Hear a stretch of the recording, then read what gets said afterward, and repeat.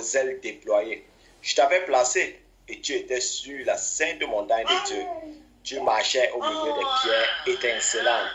Tu as été intègre dans tes voies depuis le jour où tu fus créé jusqu'à celui où l'iniquité a été trouvée chez toi. Par la grandeur de ton commerce, tu as été rempli de violence et tu as péché. Je te précipite de la montagne de Dieu et je te fais disparaître, chérubin protecteur, du milieu des pierres étincelantes. Ton cœur s'est élevé à cause de ta beauté. Tu as corrompu ta sagesse par ton éclat. Je te jette par terre, je te livre en spectacle. Roi, verset 18.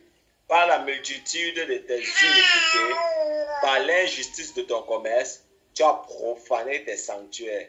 Je fais, autant pour moi, sortir du milieu de toi un feu qui te dévore. Je te réduis en cendres sur la terre, aux yeux de tous ceux qui te regardent. Tous ceux qui te connaissent parmi les peuples sont dans la stupeur à cause de toi. Tu es réduit au néant. Tu ne seras plus à jamais. Amen. Amen.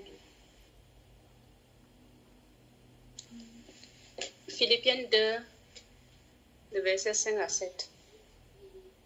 Ayons en vous les sentiments qui étaient en Jésus-Christ, lesquels existèrent en forme de Dieu, n'a point regardé comme une proie à arracher l'être égal avec Dieu, mais s'est dépouillé lui-même en prenant une forme de serviteur, en devenant semblable aux hommes. Amen. Amen.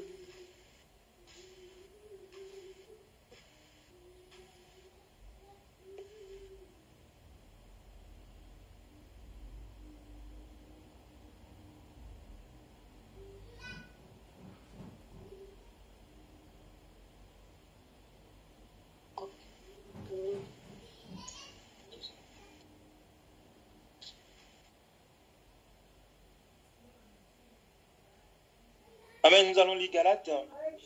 Galates chapitre 3. Galates 3, lisons le verset 1. Ô Galates, dépourvu de sens, qui vous a fasciné,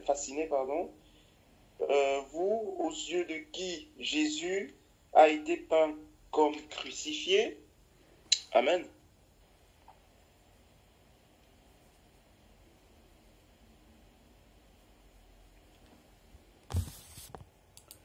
Le prochain, c'est Deutéronome, si jamais. Deutéronome 21, le verset 23. Avant juste de continuer, il y a le frère Bertrand qui voulait prendre la parole en vitesse. Donc, frère, tu as la parole.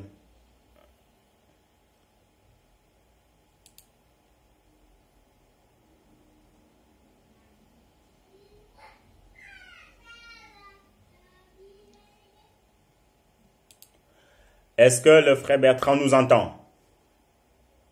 Tu voulais parler tout à l'heure. Ok. Sinon, on va continuer au niveau de lecture.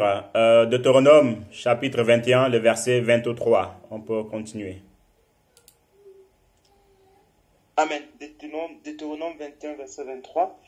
La Bible dit, son cadavre ne passera point la nuit sur le bois, mais tu l'enterreras le jour même, car celui qui est pendu est un objet de malédiction auprès de Dieu, et tu ne souilleras point le pays que l'Éternel, ton Dieu, te donne pour héritage. Amen. Amen. Et l'esprit... Apocalypse 22, verset 17. Et l'esprit et l'épouse disent, viens, et que celui qui attend dise, viens, et que celui qui a soif, viens, que celui qui veut prendre de l'eau de vie gratuitement. Amen. Amen. Bonsoir à tous les bien-aimés. Je vais lire 2 Pierre 3, au verset 9. Le Seigneur ne tarde pas dans l'accomplissement de la promesse, comme quelqu'un le croit, mais il use de patience envers nous, ne voulant pas qu'aucun périsse, mais voulant que tous arrivent à la repentance. Amen.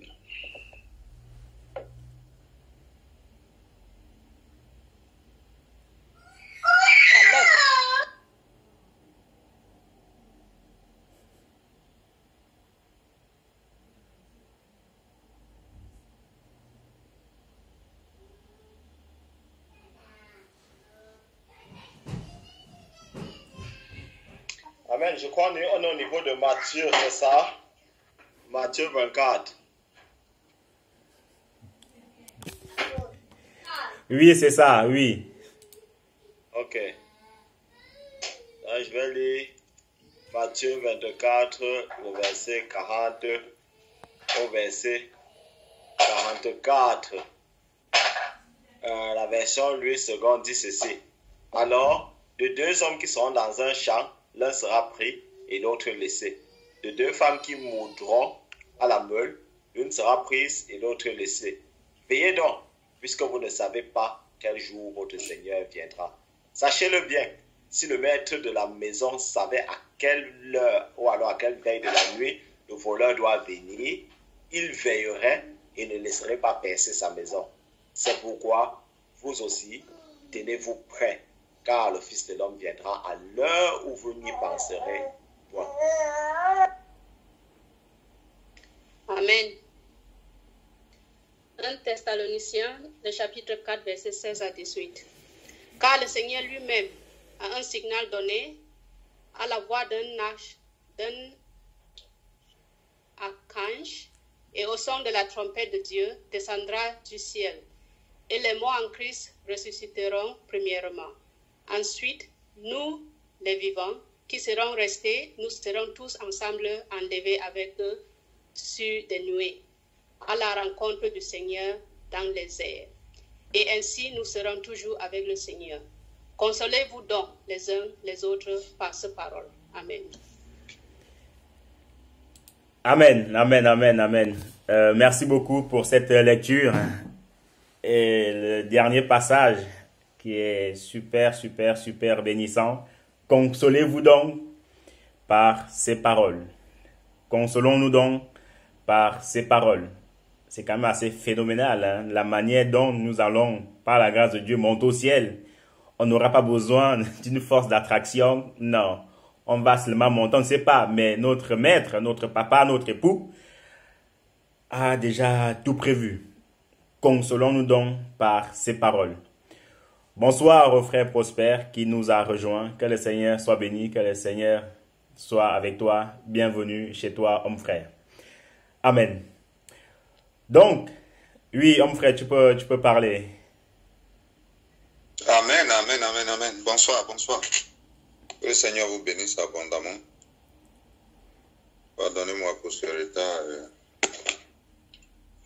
très, très, très chargé à cause des élections anticipées qui sont en train de se passer à Londres. Donc, ça fait qu'effectivement, ça nous met trop de pression. Donc, que le Seigneur vous bénisse abondamment. Amen, amen, amen, amen. Qu'il te bénisse aussi. Donc, en cette soirée, en fait, nous parlons sur l'enlèvement de l'Église. Avant de continuer, nous allons prendre trois assemblées comme ça. Et puis, chaque membre d'une assemblée nous dira, selon ce que le Seigneur a mis dans son cœur, le mot enlèvement. Que signifie l'enlèvement selon lui? On va commencer par le frère Mesmer. Donc, si le frère, selon lui, en fait, peut nous dire ce que c'est que l'enlèvement de l'Église. Donc, frère, tu as la parole.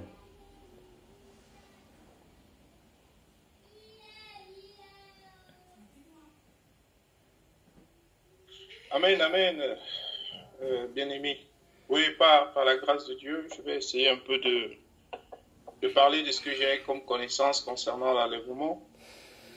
Bon, conformément à la parole, l'enlèvement se matérialise beaucoup plus par le fait que le Seigneur viendra nous enlever, clairement, pour tous ceux-là qui auront confessé, tous ceux-là qui auront donné leur vie au Seigneur Jésus-Christ et tous ceux-là qui auront persévéré. Le Seigneur viendra, ce sera un jour merveilleux, ce sera également un jour où ceux qui seront morts en Christ, tout le monde se réveillera et comme la Bible dit, celui qui sera au champ, un sera enlevé et l'autre restera. Celui qui sera en train de travailler, donc bref, ce sera un jour spécial où les gens seront pris suivant comment je vais dire, suivant ce qu'ils auront fait sur terre, est-ce qu'ils auront accompli les critères, est-ce qu'ils auront été d'une façon claire et nette identifiés comme étant ceux-là qui doivent vivre éternellement près du Père Céleste. Voilà, ce sont ces personnes-là qui ont un statut particulier, ces personnes-là qui ont en quelque sorte leur biais, on va dire ainsi. Ces personnes-là qui, pendant leur vécu quotidien, leur vécu sur Terre, ont eu à accomplir tout ce qu'il fallait accomplir pour avoir l'étiquette, pour avoir la posture, pour avoir, je vais dire, comme on dit souvent, pour avoir toutes les garanties dont le Seigneur recommande ou dont le Seigneur exige pour pouvoir être dans sa présence. Donc c'est un peu ça. Être de toutes ces personnes-là pendant notre vécu quotidien, on doit toujours le garder en esprit. Est-ce que j'ai ce statut-là? Est-ce que j'ai le statut de l'enlever? Donc, et au moment venu, comme on ne sait ni le moment, ni l'instant, on doit rester quotidiennement à l'attente, quotidiennement à l'affût, quotidiennement comment je vais dire, au pif. C'est-à-dire parce que ça peut arriver, comme maintenant on parle là, après dans une heure là, ça peut être ça, comme ça peut être dans 2 heures, comme ça peut être dans 3 jours, personne ne sait l'heure ni le moment. Donc chacun doit toujours être aux aguets, de telle manière qu'au moment opportun qu'on lui trouve étant dans les conditions requises. Parce que si personne n'est vu selon les conditions requises, il ne sera pas enlevé. Voilà. C'est vrai qu'il y a parfois, souvent ce sera un peu comme la parabole des vierges. Donc il faudra être de ceux-là qui auront gardé la lampe allumée le plus longtemps possible. Ne pas, et bon, je pourrais terminer en disant, du moment où on peut être à l'affût, du moment où on peut porter l'étiquette, du moment où on peut avoir rempli toutes les conditions, mais cela n'empêche pas qu'à tout moment notre lampe peut s'éteindre. Donc il est important qu'à tout moment qu'on soit là à pouvoir la remplir quotidiennement. On doit être je vais dire seconde par seconde, minute par seconde, minute, parce qu'à tout moment le marié peut arriver. Donc à tout moment le Seigneur peut arriver et il n'y aura pas de seconde chance, il n'y aura pas le Seigneur attend un moment pour que j'aille remplir ma lampe, ou alors attend un moment Seigneur pour que j'aille confesser mes péchés, Seigneur attend un moment pour que je puisse être blanc comme la neige. Non. Voilà, l'enlèvement c'est quelque chose qui va nous surprendre, mais il est important que nous soyons toujours vigilants, que nous soyons toujours à l'affût, que nous gardons toujours cela dans une partie de notre esprit, dans notre marche quotidienne avec le Seigneur, que l'enlèvement peut arriver à tout moment. Voilà, donc il viendra et il prendra. C'est un peu ce que je peux dire. Amen. Que le Seigneur te bénisse abondamment pour ces dires. Amen. Nous allons prendre une deuxième personne. On va aller du côté du pasteur Pierre. Si la sœur Émilie peut nous dire ce que le Seigneur a mis en son cœur concernant l'enlèvement. Sister, tu as la parole. Bon, moi, quand j'entends par enlèvement, je comprends que c'est... Bon, le Seigneur viendra prendre son église, enlever son église, ceux qui auront été comme le Seigneur a voulu, ceux qui auront respecté ses principes, ses commandements. Je pense que le Seigneur viendra les prendre. C'est ce que je comprends par l'enlèvement. Amen. Que le Seigneur te bénisse aussi. On va prendre la dernière assemblée. Je ne sais pas si la sœur Jeanne peut dire ce que le Seigneur a mis dans son cœur concernant l'enlèvement et si elle est devant l'ordinateur. Sister, tu as la parole.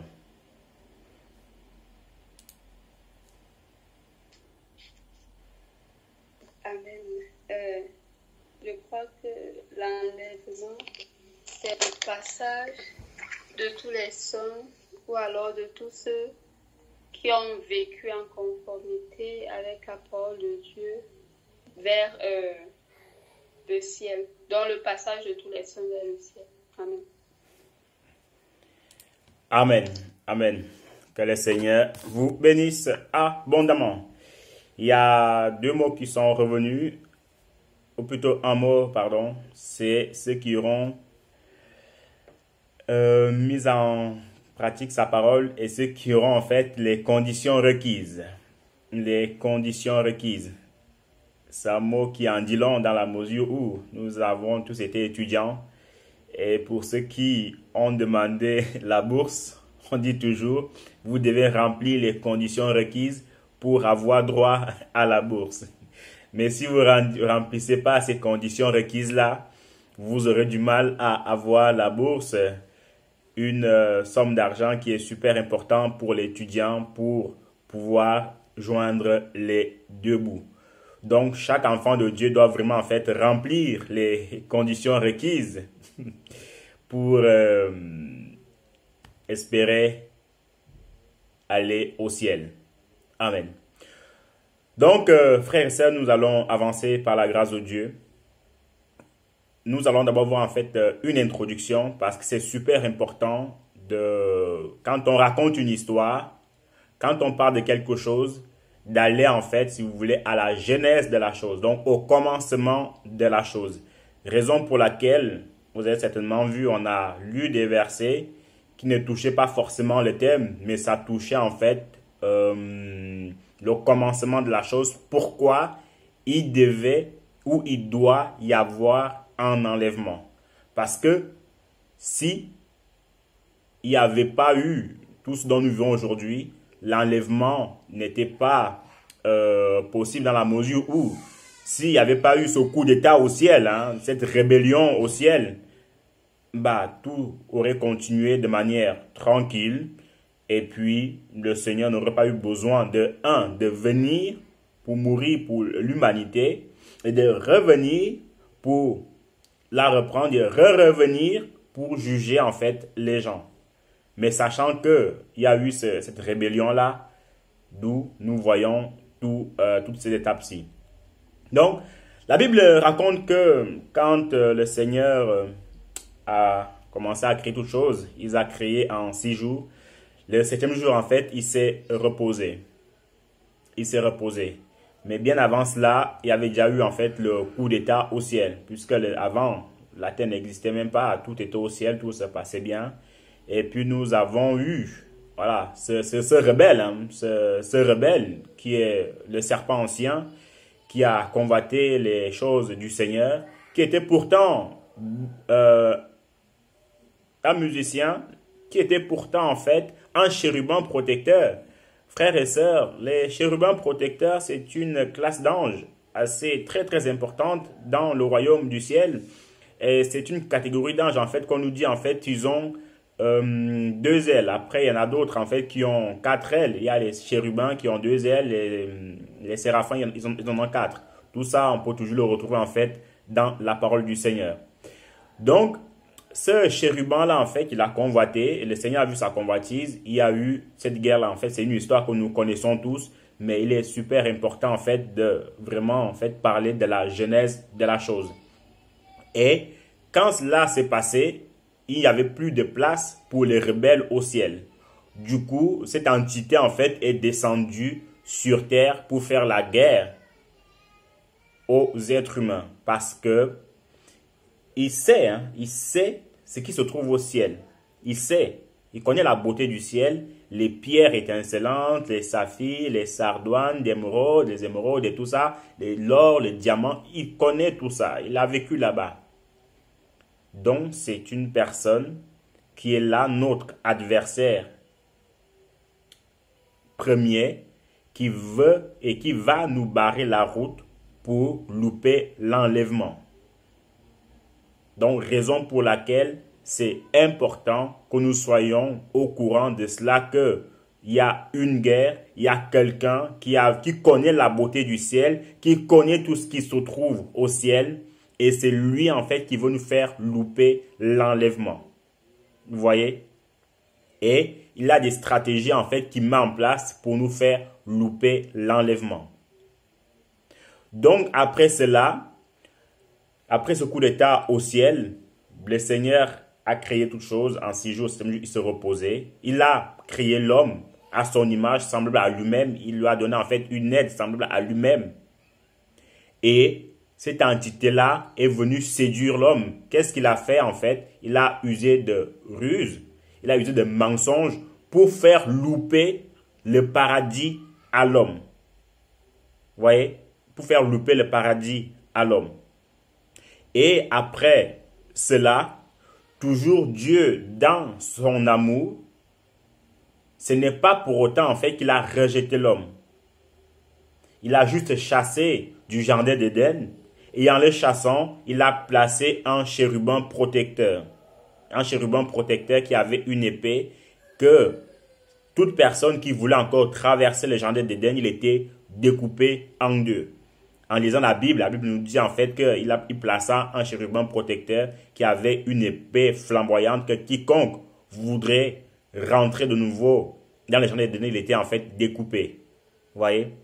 Donc l'homme ayant été chassé, Dieu, dans son amour, il a laissé l'humanité vivre sous la loi, donc au temps d'Abraham, d'Isaac, de Jacob, de Melchisédek, vraiment tous les patriarches en fait que nous connaissons.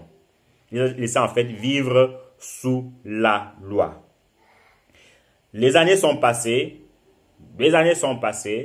et quelque temps après, soit 4 siècles après, parce que quand on regarde le livre de Malachie au livre de Matthieu, on nous dit en fait qu'il s'est écoulé 4 siècles, à savoir 400 ans où Dieu ne parlait plus à l'homme.